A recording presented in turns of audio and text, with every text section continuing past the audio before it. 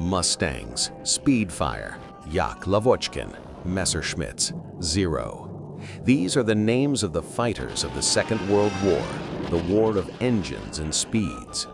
The world powers, relying on the most advanced achievements of science and technology, created formidable combat vehicles.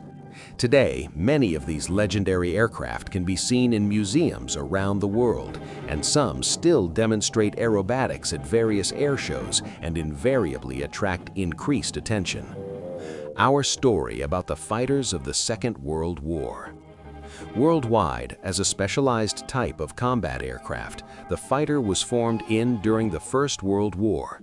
The main task for fighters was the destruction of enemy aircraft, while attacking ground targets and reconnaissance were secondary. In the mid-30s, the biplane aircraft was the main scheme for such machines, but by the beginning of World War II, the situation had changed.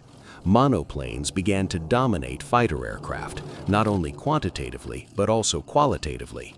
Note that a similar scheme for fighters had been used before.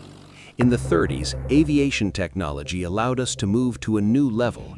Now they were not just monoplanes, but free-flying monoplanes. That is, the wing was attached to the fuselage without the use of additional elements. As a result, drag decreased and flight speed increased. So the vast majority of fighters of the Second World War were free-flying monoplanes. Other technical innovations were the closed cockpit canopy and retractable landing gear. Like piston engines, fighters of that period can be roughly divided into two.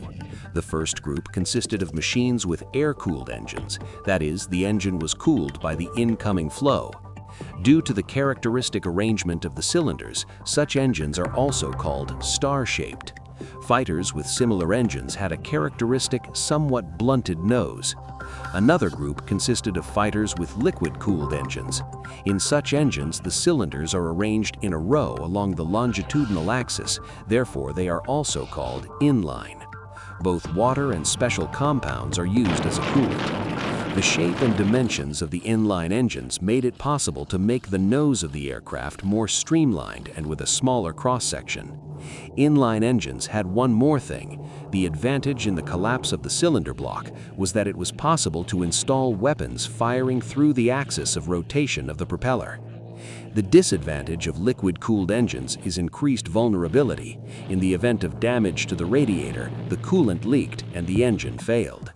It's clear that air-cooled engines did not have such a problem. Moreover, star-shaped engines served as a kind of protection for the pilot because they had a large cross-section. A characteristic feature of the machines of that time was the constant increase in the power of their engines, which was achieved both through modernization. At the beginning of the war, the power of most engines was 1,000 horsepower. At the end of the war, this figure exceeded 2,000, while the flight speed of fighters increased from 500 to 700 kilometers. During World War II, most fighters were single-engined, but they were also twin-engined. Such machines had several advantages, but the specifics of their tasks, there was no need to build them in the same number as their single-engined counterparts.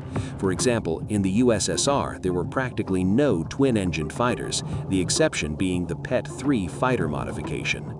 The PE-2 dive bomber was built with only about 300 vehicles.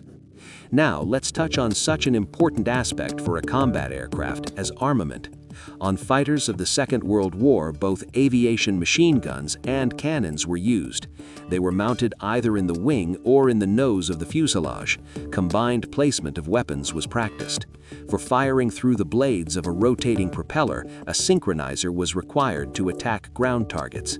In addition to small arms and cannon weapons, aerial bombs and rockets were used. The first serial fighter made according to the scheme of a free-flying monoplane was the Soviet I-16. The machine was designed at the Nikolai Polikarpov Design Bureau on December 30, 1933.